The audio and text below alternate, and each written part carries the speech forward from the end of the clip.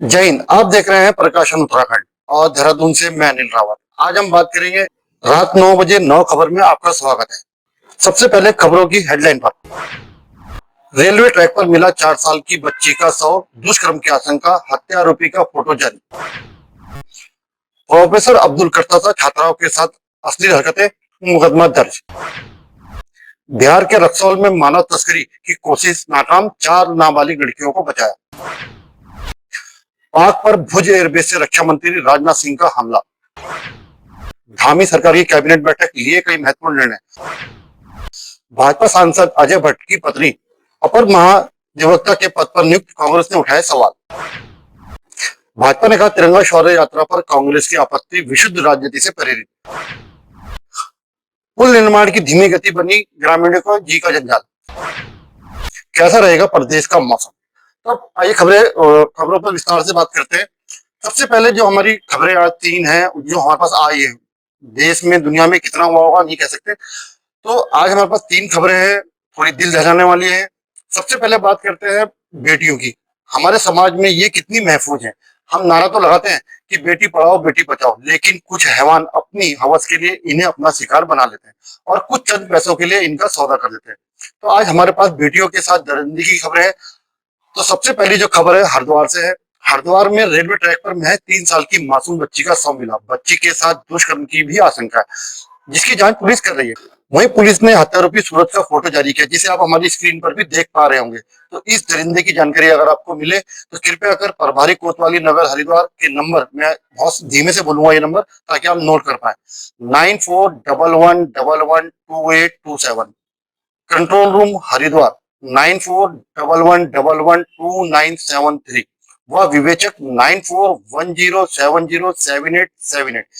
इन नंबरों पर आप इसकी सूचना दे सकते हैं ताकि मासूम को इंसाफ मिले और दरिंदे सूरज को उसकी करने की सजा मिले। इस बारे में घटना की जानकारी दे रहे हैं एसएसपी हरिद्वार परमेंद्र सिंह डोवाल।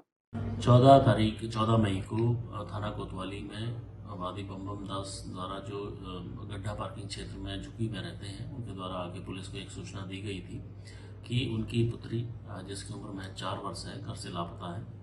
मामले की गंभीरता को देखते हुए तत्काल पुलिस ने टीमों का गठन करते हुए जहां भी बच्ची निर्धारित स्थलों पर जा सकती थी या जहां भी उसका सर्च किया जा सकता था, सभी सीसीटीवी फुटेज को खंगाला गया।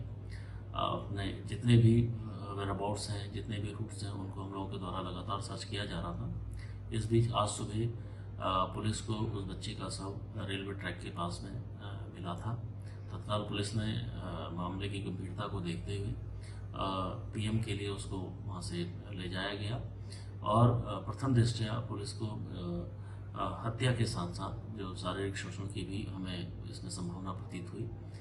पुलिस ने एक निर्धारित पैनल से इस के शव का पंचायतनामा की हम लोग पीएम की हम लोगों ने सिफारिश की है और जो अभियुक्त है वो इन्हीं का परिचित सूरज है, जो यहाँ से अभी फरार चल रहा है। पुलिस ने अभी उसके लिए भी हम लोगों की टीमें लगी हुई हैं।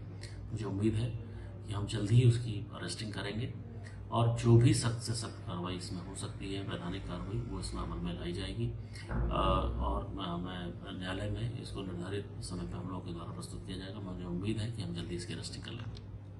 हरिद्वार के ही कोतवाली गंगनहर स्थित KLDAV डिग्री कॉलेज की बीएससी की छात्रा द्वारा अपनी करीब 1 दर्जन सहयोगी छात्राओं के साथ, जिसमें हिंदू मुस्लिम दोनों ही थी, तथा कॉलेज के शिक्षकों के साथ कोतवाली गंगनहर पर उपस्थित आकर शिकायत दी कि चुड़ियाल डिग्री कॉलेज के एसोसिएट प्रोफेसर अब्दुल अलीम अंसारी द्वारा फिजिक्स के मौखिक साक्षात्कार परीक्षा के दौरान बंद कमरे में छात्राओं को बुलाकर परीक्षा के नाम पर शारीरिक स्पर्श कर छेड़छाड़ की गई।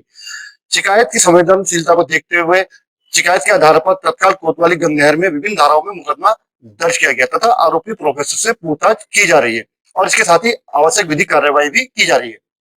बिहार के रक्सौल में मानव तस्करी की कोशिश नाकाम, 4 नाबालिग लड़कियों को बचाया। रेलवे सुरक्षा बल ने बिहार के रक्सौल में मानव तस्करी की कोशिश नाकाम की। ऑपरेशन एंटी ह्यूमन ट्रैफिकिंग के तहत 13 से 17 आयु वर्ष की 4 नाबालिग लड़कियों को बचाया गया। रेलवे सुरक्षा बल, राज्य रेलवे पुलिस, सशस्त्र सीमा बल, चाइल्ड एनजीओ की संयुक्त टीम ने सत्याग्रह एक्सप्रेस से नेपाली मूल की नाबालिग बच्चियों को बचाया और तस्कर को गिरफ्तार कर प्राथमिकी दर्ज की। आपको बता दें कि ऑपरेशन एंटी ह्यूमन ट्रैफिकिंग के तहत 2024 और 25 में 929 पीड़ितों को मानव तस्करों से बचाया गया। 274 मानव तस्कर गिरफ्तार किए गए। रेलवे सुरक्षा बल के महानिदेशक मनोज यादव ने कहा कि यह मामला एक गंभीर ताकीद है कि मानव तस्करी हमारे समाज के लिए परेशानी का कारण बना हुआ है, लेकिन इसके विरुद्ध अटल लड़ाई जारी रहेगी। उन्होंने भारतीय रेलवे के प्रति यात्रियों से सतर्कता बरतने का आग्रह भी किया और कहा कि उनकी सतर्कता किसी का जीवन बचा सकती है। लोगों को कुछ भी असामान्य या संदिग्ध लगने या दिखने पर तुरंत इसकी सूचना रेलवे हेल्पलाइन नंबर 139 पर देनी चाहिए, जिससे ये घटनाएं हम रोक पाए। पाकिस्तान को कड़ा संदेश देते हुए भुज एयरफोर्स स्टेशन से रक्षा मंत्री राजनाथ सिंह ने साफ कर दिया कि आतंक के खिलाफ भारत की लड़ाई अब राष्ट्रीय सुरक्षा सिद्धांत का हिस्सा है। हम आतंकवाद के हर स्वरूप को जड़ से खत्म कर देंगे। राजनाथ सिंह ने IMF से पाकिस्तान को वित्तीय सहायता देने पर पुनर्विचार करने का भी आह्वान किया, क्योंकि उसने फिर अपने आतंकी बुनियादी ढांचे को पुनर्निर्माण करना शुरू कर दिया है। राजनाथ सिंह ने कहा कि ऑपरेशन सिंदूर अभी खत्म नहीं हुआ है, वो अभी स्थगित हुआ है। हमारे लिए यह सिर्फ एक ट्रेलर था, अगर जरूरत पड़ी तो हम पूरी तस्वीर भी दिखाएंगे। वर्तमान युद्ध विराम का अर्थ है कि भारत ने पाकिस्तान के खिलाफ कार्रवाई उसके व्यवहार के आधार पर स्थगित की है। धामी सरकार कैबिनेट की बैठक लिए कई महत्वपूर्ण निर्णय। उत्तराखंड मंत्रिपरिषद ने किया ऑपरेशन सिंदूर की सफलता पर भारतीय सेना का अभिनंदन प्रस्ताव पारित। मुख्यमंत्री पुष्कर सिंह धामी की अध्यक्षता में आयोजित मंत्रिपरिषद की बैठक में ऑपरेशन सिंदूर की सफलता पर भारतीय सेना, प्रधानमंत्री नरेंद्र मोदी और रक्षा मंत्रालय का अभिनंदन प्रस्ताव पारित किया गया। धामी कैबिनेट ने आज 19 महत्वपूर्ण निर्णय लिए हैं, जिनके हम सिर्फ आपको मेन लाइन बता रहे हैं।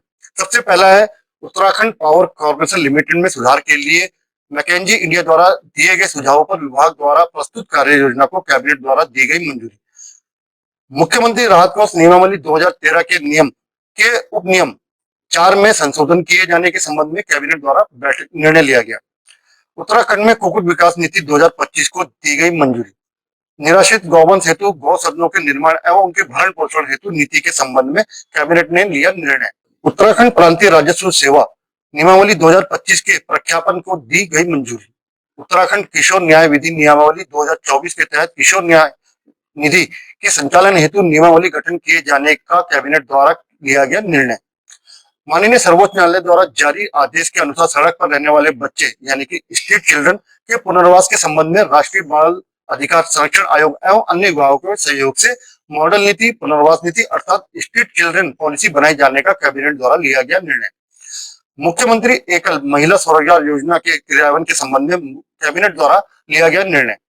मुख्यमंत्री की प्राथमिकताओं में सम्मिलित कार्यक्रमों एवं योजनाओं के प्रभावी क्रियान्वयन के उद्देश्य से कार्यक्रम क्रियान्वयन विभाग के निर्माणाधीन सचिवालय स्तर पर कार्यक्रम क्रियान्वयन प्रकोष्ठ का किया गया गठन। मुख्यमंत्री स्वरोजगार योजना एवं मुख्यमंत्री स्वरोजगार योजना अति सूक्ष्म उद्यम को सम्मिलित कर बैंक ऋण सहबद्ध मुख्यमंत्री स्वरोजगार योजना 2.0 लागू किए जाने का कैबिनेट द्वारा लिया गया निर्णय। तपोवन ऋषिकेश से कुंजापुरी नरेंद्र नगर रोपवे परियोजना की तकनीक, ऑपरेशन एवं मेंटेनेंस के फर्म का चयन किए जाने का लिया गया निर्णय। राज्य में रोपवे परियोजना के क्रियान्वयन के लिए SPV के गठन के संबंध में लिया गया निर्णय।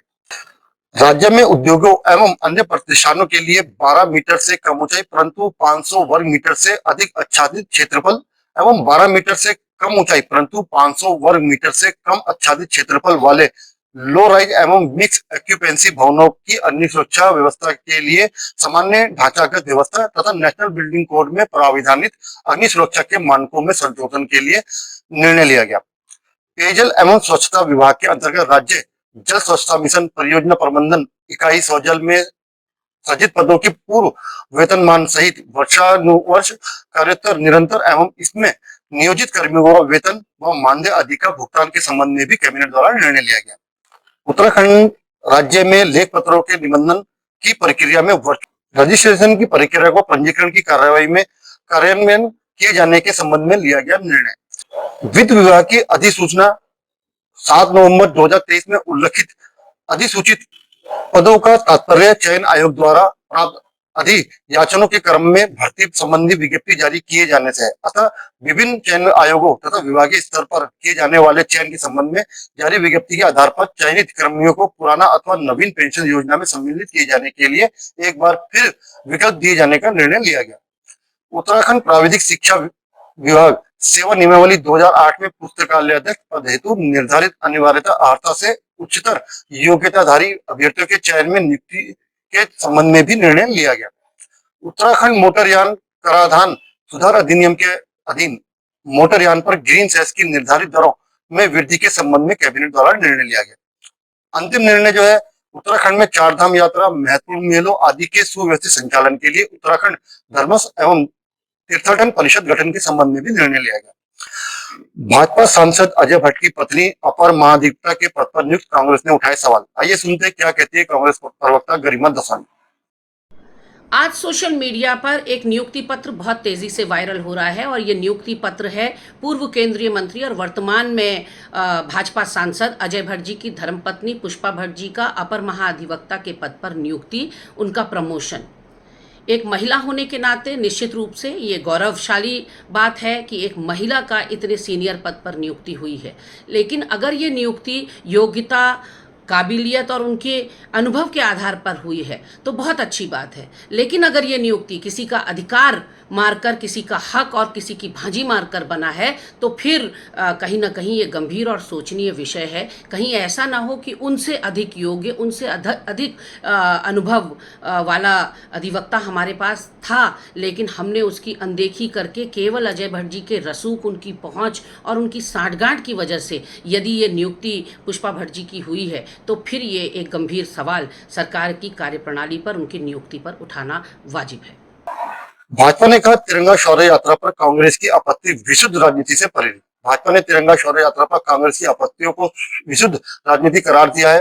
प्रदेशाध्यक्ष व राज्यसभा सांसद महेंद्र भट्ट ने चार धाम यात्रियों की संख्या को लेकर भी कांग्रेस के रुख पर तंज किया है। शुरुआत में अधिक यात्री आने से इन्हें परेशानी थी और सीमा की परिस्थितियों के चलते घटती संख्या पर भी इन्हें दिक्कत हो रही है, जबकि इसके बाद फिर से यात्रियों की संख्या अब रिकॉर्ड छूने लगी है। लिहाजा कांग्रेस की यात्रा प्रभावित करने की ये कोशिश इस बार भी सफल नहीं होने वाली। पुल निर्माण की धीमी गति बनी ग्रामीणों के लिए जीका जंजाल। विकासनगर के मेहुवाला अंबाड़ी मोटर मार्ग के पुल निर्माण का है प्रकरण। ग्रामीणों के आवागमन के लिए नहीं की गई कोई वैकल्पिक व्यवस्था। चार धाम वाले वाहनों को भी हो रही परेशानी। जन कांग्रेस मोर्चा उपाध्यक्ष रघुनाथ सिंह नेगी इस बारे में बता रहे हैं। आइए सुनते क्या कहते हैं। इस बात को लेकर के बड़ा आक्रोश है कि विगत कई माह से उन्होंने वहाँ पर खाइयाँ खोदी गई है और एक आध स्लैब उन्होंने वहाँ पर बनाए हैं, लेकिन जिस तेजी के साथ काम चलना चाहिए वो बिल्कुल भी नहीं है। उससे क्या है कि तमाम जो ग्रामीण हैं वो परेशान है, उनके लिए कोई वैकल्पिक रास्ते का कोई वो निर्माण नहीं करा गया। स्कूली बच्चे उनको बहुत घूम के इधर उधर से जाना पड़ता है। कई बार महिलाएं भी उस वहाँ पे एक नदी छोटी बहुत ही जो नहर है, नाला जिसको बोलते हैं, नहर कह लीजिए सिंचाई की, उसमें कई बार महिलाएं गिर चुकी हैं। ऐसे में जो लोगों की जो पीड़ा उसको हम देखने के लिए वहाँ पहुँचे थे। मौके पर हमने पाया कि वाकई में वो बहुत गंभीर मामला है और पता नहीं विभागीय अधिकारी हो, शासन प्रशासन कहाँ बैठा है, किसी गहरी निद्रा में सोया हुआ है।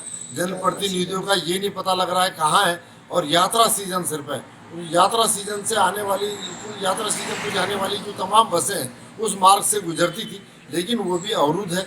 उसकी वजह से मेन मार्केट से पूरा का पूरा ट्रैफिक जा रहा है। तो कितनी दिक्कत आप समझ सकते हैं। और अब अंत में आज का मौसम विभाग के अनुसार उत्तराखंड राज्य के उत्तरकाशी, रुद्रप्रयाग, चमोली, बागेश्वर, पिथौरागढ़, टिहरी, अल्मोड़ा, चंपावत, नैनीताल जनपदों में कहीं कहीं बहुत हल्की से हल्की वर्षा, गर्जन के साथ वर्षा होने की संभावना है।